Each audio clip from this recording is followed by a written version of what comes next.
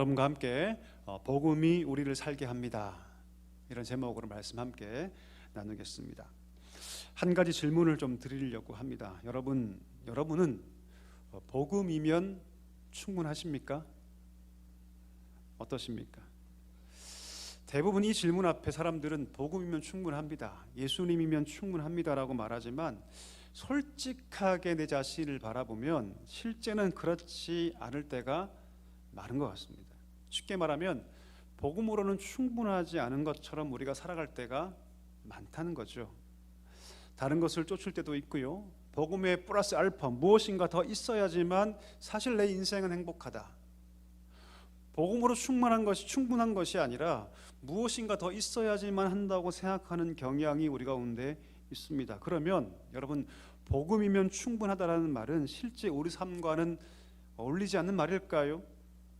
마치 이론과 실제가 다른 것처럼 이 말은 꿈 같은 이야기일까요? 현실성이 없는 그런 고백일까요? 아니면 정말 특정한 몇몇 사람, 위대한 신앙의 고백을 가지고 있는 우리와는 전혀 클래스가 다른 마치 사도 바울 같은 그런 사람만 할 수 있는 고백일까요?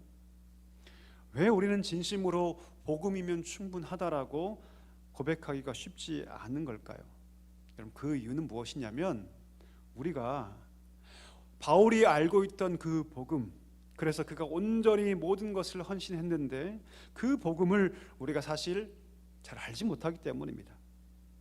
그 복음이 얼마나 놀라운지, 얼마나 그것이 강력한지, 그 복음이 얼마나 우리 인생에 아름다울 수 있는지, 그렇게 말씀하시는 그 복음의 가치와 깊이와 넓이를 잘 알지 못하기 때문이죠. 그리고 안타까운 것은 그렇게 모르는 삶에 우리 삶은 언젠가부터 익숙해져 버렸습니다. 마치 내가 아는 것이 복음의 전부인 양, 내가 알고 있는 것이 복음의 전부인 양, 그렇게 선을 그어버리고 그냥 그 안에서 살아가기 때문이죠. 여러분, 집에 혹시 진공청소기 있으십니까? 없으면 하나씩 사십시오. 굉장히 좋은 물건입니다, 여러분. 우리가 진공청소기 쓰면 시간이 지날수록 청소기 안에 먼지가 쌓이죠. 그렇죠? 그리고 점점 그 먼지가 쌓여가는 만큼 그 성능이 떨어집니다. 근데 여러분, 그렇게 계속 쓰다 보면 잘 몰라지죠. 그 상태에 익숙해져서 그 청소기의 힘이 원래 그 정도라고 생각할 수 있습니다. 그런데 어느 날 그 먼지를 싹 비우죠. 그 통에 가득 차 있는 먼지를 비우고 나면 아니, 원래 이렇게 힘이 좋았었나라고 놀라게 되죠. 마치 복음이 그런 것 같아요. 어느새 우리 수준에 적응을 해버리고 점점 익숙해져 버리는 것이죠. 복음에 대한 감격은 다 사라져 버리고 뜨거운 열정은 점점 식어집니다. 내가 경험했던 그 복음의 능력도 점점 더 사라지고 무기력한 삶으로 여러분 살아가는 것 어떠십니까? 여러분? 여러분, 그래서 우리 가운데 다시 복음이 필요합니다. 어떤 복음요? 다시 복음. 예수를 믿고 있지만, 주님을 알고 있고, 심지어 오랫동안 신앙생활했지만, 그러나 우리가 다시 복음을 들어야 한다는 것이죠. 오늘 바울은 여러분 이 로마서를 쓰면서 이미 복음을 알고 있고 이미 그 믿음대로 살고 있는 성도들, 로마의 성도들에게 그는 이렇게 말합니다. 로마서 1장 15절 말씀, 그러므로 띄워주시죠. 나는 할 수 있는 대로 로마에 있는 너희에게도 복음 전하기를 원하노라. 바울은 여러분 로마를 방문해서 뭐 하기를 원했습니까? 복음 전하기를 원했어요. 다시 복음이죠. 다시 복음. 여러분, 팀 켈러라는 유명한 목사님이 계시는데요, 그가 지었던 책 중에 센터 처치라는 책이 있습니다. 센터 처치. 거기서 여러분 복음 부흥이라는 말을 쓰는데요, 그가 이렇게 얘기합니다. 복음 부흥은 무엇이냐면 신자의 삶을 변화시키는 복음의 재발견이다. 복음 부흥이 뭐라고 여러분? 신자의 삶을 부흥시키고 변화시키는 복음의 재발견. 여러분, 우리 가운데 이 복음의 재발견 필요하지 않을까요? 우리 삶을 변화시키고 새롭게 하는 복음의 부흥이 우리 가운데 필요하지 않을까요? 여러분, 복음은요, 예수를 알지 못하는 사람에게만 필요한 것이 아니죠. 저와 여러분에게도 복음이 필요한 줄 믿습니다. 왜 그럴까요? 복음을 통해서 우리 삶이 더 변화될 수 있고요, 변화되어야만 하기 때문입니다.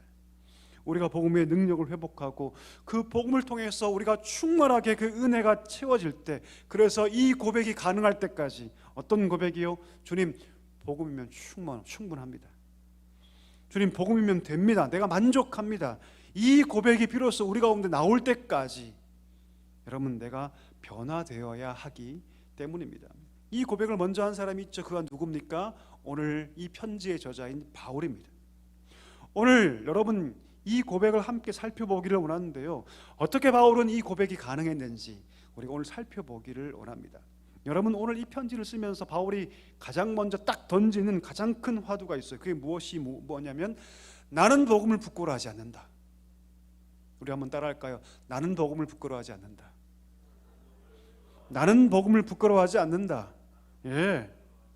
여러분, 그 당시 복음은요, 부끄러운 것이었어요.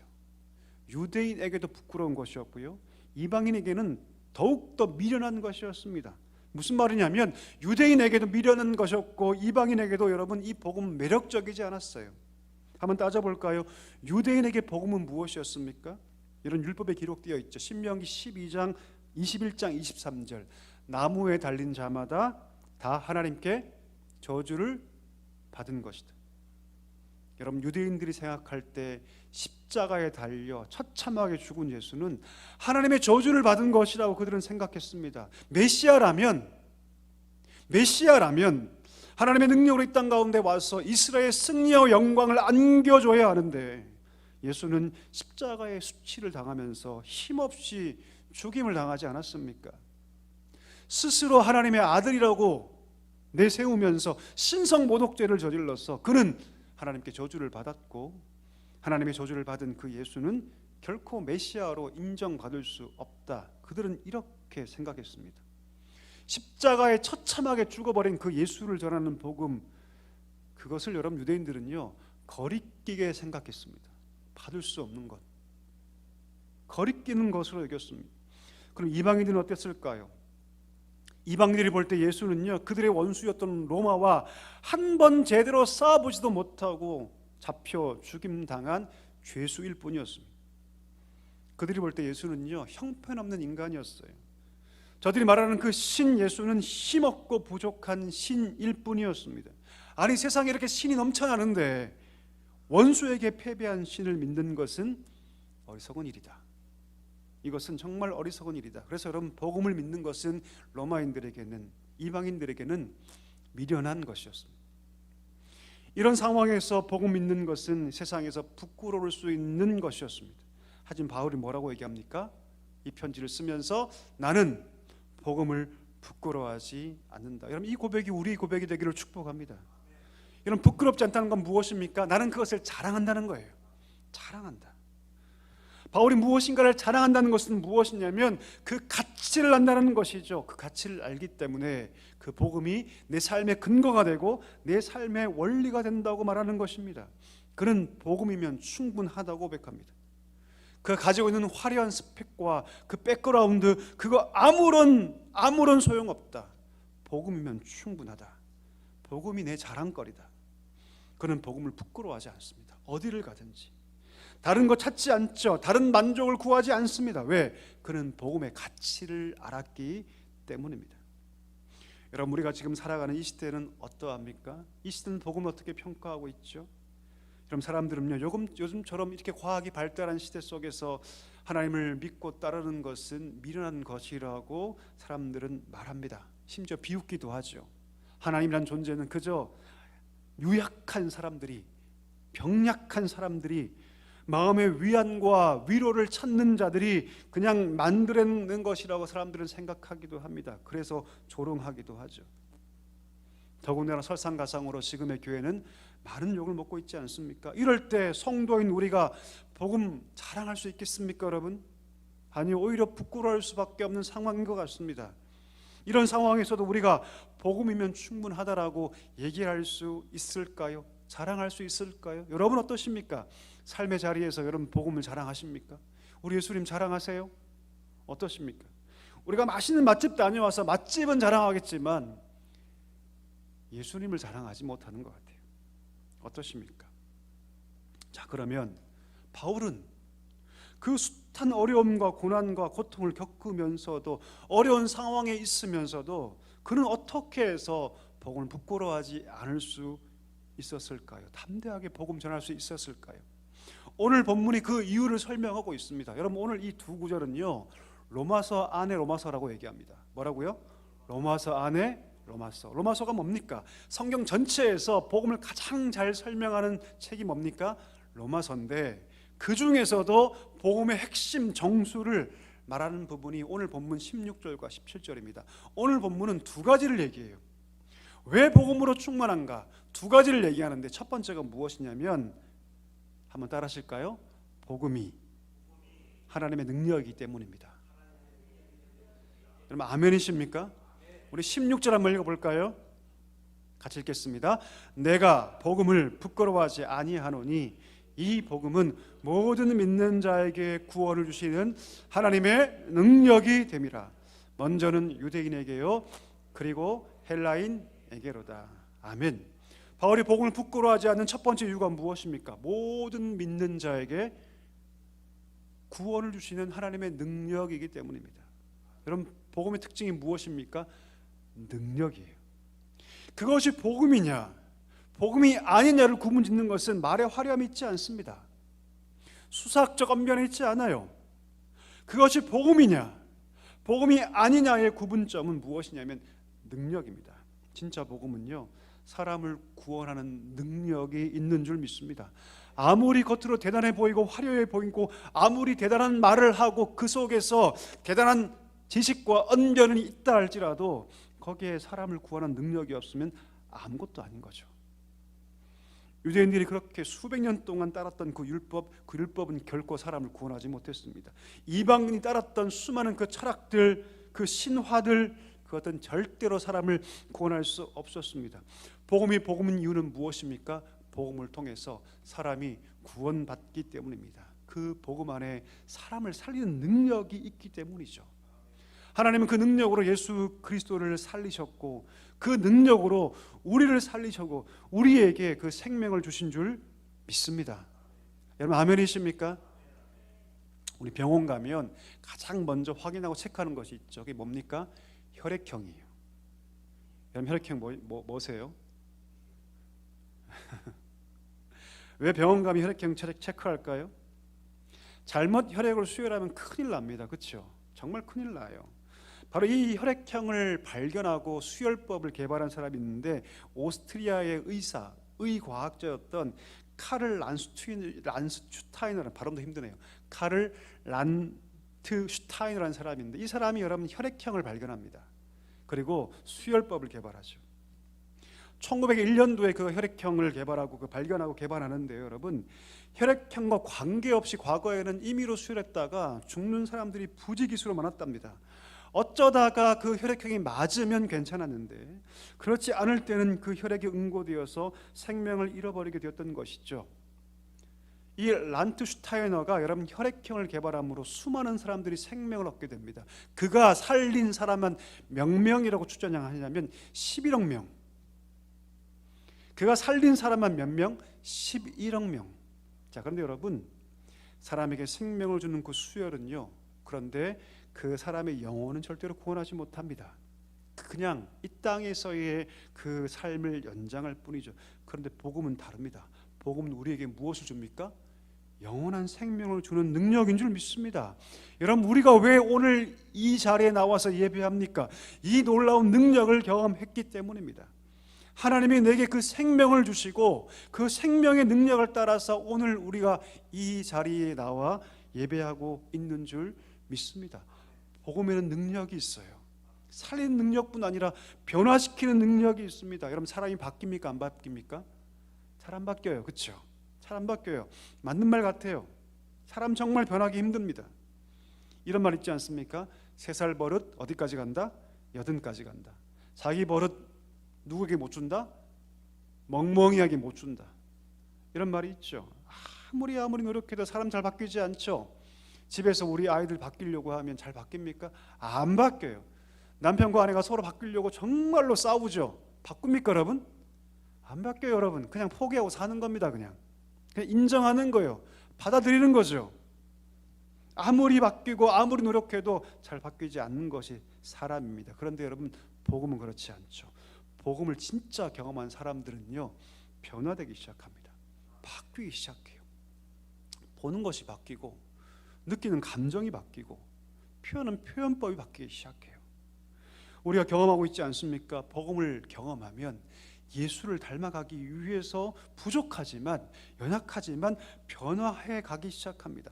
복음 안에 사람을 살리는 능력이 있고, 복음 안에 그 사람을 변화시키는 능력이 있는 줄 믿습니다. 여러분, 왜 복음으로 충분합니까? 그 이유는 무엇이냐면 그 안에 사람을 살리고 변화시키는 능력이 있기 때문입니다. 두 번째, 왜 복음으로 충분합니까? 그것은 한번 따라할까요? 복음이 하나님의 의이기 때문입니다. 여러분, 아멘이십니까? 우리 1장 17절 한번 읽어볼게요. 같이 읽겠습니다. 복음에는 하나님의 의가 나타나서 믿음으로 믿음에 이르게 하나니, 기록된 바 오직 의인은 믿음으로 말미암아 살리라 함과 같으니라. 아멘. 아멘. 복음에는 하나님의 의가 나타납니다. 하나님의 의가 나타났다는 말은요, 그 의가 계시되었다, 명확하게 우리에게 보여지게 되었다, 드러나게 되었다는 말이죠. 복음을 통해서 하나님의 의가 나타났습니다. 그 의가 무엇인지 우리가 명확하게 볼 수 있는 게 무엇이다? 복음이라는 거예요. 자, 그러면 질문이 생기죠. 그 의가 뭘까요? 하나님의 의. 하나님의 의가 어떤 뜻입니까? 여러분, 의라는 말은 쉽게 풀이해서 하나님의 뜻이라고 풀이할 수 있습니다. 하나님의 뜻. 다시 말하면 하나님이 희망하시고 바라는 것, 이게 뭐라고요? 의입니다. 하나님이 희망하시는 것, 하나님 바라는 것, 이것이 무엇이냐면 의예요. 이것을 의라고 정의할 수 있습니다. 자, 의의 반대말이 뭡니까? 죄죠, 죄. 그렇죠? 의의 반대말은 죄입니다. 죄가 뭡니까? 하나님이 희망하고 바라는 것을 의도적으로 저버린 것, 이것이 죄입니다. 그 결과 하나님의 기준에 부합하지 못한 것, 이것이 죄라고 얘기하고, 그런 상태를 죄의 상태, 죄인이라고 얘기합니다. 왜 죄인이 여러분 하나님의 나라에 갈 수 없습니까? 하나님이 바라시는 것, 하나님이 원하시는 것을 의도적으로 저버리고 스스로 하나님의 그 기준에 미달됐기 때문입니다. 갈 수가 없죠. 자, 그런데 예수님께서 이 땅 가운데 오셔서 십자가와 부활 사건으로 하나님의 의를 만족하게 하셨어요. 그리고 우리를 향해서 새롭고 산 길을 열어주셨죠. 그리고 그 길로 우리를 불러주셨고 우리를 구원해 주셨습니다. 성령을 보내주셔서 성령 안에서 그리스도와 우리가 어떻게 되게 하셨냐면 신비적 연합의 상태를 허락해 주셨어요. 그분과 우리가 어떻게 되었다? 연합한 자가 되었다. 예수 그리스도와 우리가 연합한 자가 되어서 여러분, 우리의 의가 아니라 그 그리스도의 의가 우리 가운데 전가하게 되었다는 것이죠. 절대로 태어나서 한 번도 하나님 앞에서 칭함받을 수 없는 자들이었는데 우리가 그분과 함께 연합되어서 그 의를 전가받음으로 하나님 앞에서 우리가 어떻게 되었다? 의롭다고 칭함받게 되었다는 것이죠. 이것을 여러분 신학적 용어로 뭐라고 얘기하냐면 칭의라고 얘기합니다. 칭의가 뭡니까? 재판장의 법적인 용어죠. 죄가 없다라고 선고하는 것입니다. 하나님은 우리에 대해서 의롭다고 선고하시는 거예요. 복음이 이것을 계시하고 있습니다. 복음은 여러분 우리를 향해서 의를 선포합니다. 하지만 그 의로움의 영광을 우리 인간에게 돌리지 않죠. 왜요? 우리가 의롭게 된 것은 우리의 수고와 우리의 능력을 따라 된 것이 아니기 때문인 줄 믿습니다. 누구 때문에요? 예수 그리스도의 그 은혜 때문에. 이것이 여러분 우리가 믿는 기독교와 세상 종교의 차이점이죠. 세상 종교는 자기 행위로 의로운 자가 되라고 계속해서 부추깁니다. 하지만 복음은 뭐라고 얘기합니까? 너희가 그리스도를 통해서 의로운 자가 되었다라고 선언합니다. 세상의 종교들은 네가 의롭게 되기 위하여 구원을 완성하기 위해서 무엇인가 계속해서 해야 한다고 얘기하지만 복음은 뭐라고 얘기합니까? 하나님이 그 구원을 이루셨다라고 얘기해요. 세상의 타 종교는 늘 부족할 수밖에 없죠. 그러나 복음은 뭐라고 얘기합니까? 복음으로 충만하다고 얘기합니다. 우리가 왜 의로운 삶을 추구할까요? 우리가 왜 하나님의 뜻을 추구할까요? 그 행위를 통해서 우리가 구원받기 위해서가 아니라 하나님이 우리를 의롭다고 하셨기 때문에 의롭게 된 자로서 합당한 삶을 추구할 뿐이에요. 여러분 아멘이십니까? 그 행동을 통해서 우리가 구원을 완성하는 것이 아니에요. 여러분, 우리를 의롭다고 하시는 그 하나님의 사랑을 알기 때문에 그 의의 삶을 계속해서 추구해 나가는 것이죠. 그러니 여러분, 참 신자의 마음 가운데 항상 뭐가 있냐면 나를 의롭다고 하시는 하나님의 그 칭의의 기쁨이 있습니다. 심지어 죄 가운데 있다 할지라도, 심지어 죄에 넘어진다 할지라도 여전히 예수 그리스도 안에서 나를 의롭다고 말씀하신 하나님의 그 선언을 기억하며 그 죄의 자리에서도 의의 기쁨을 노래할 수 있는 것이죠. 생각해 볼까요? 만약 구원의 근거가 내게 있다, 만약 의로움의 근거가 내 행위에 있다고 생각한다면 내가 죄를 범하는 그 순간 내 구원은 여러분 어그러지기 시작합니다. 망가지기 시작하죠. 왜? 그 기준 내게 있기 때문이죠. 그러나 복음 뭐라고 얘기합니까?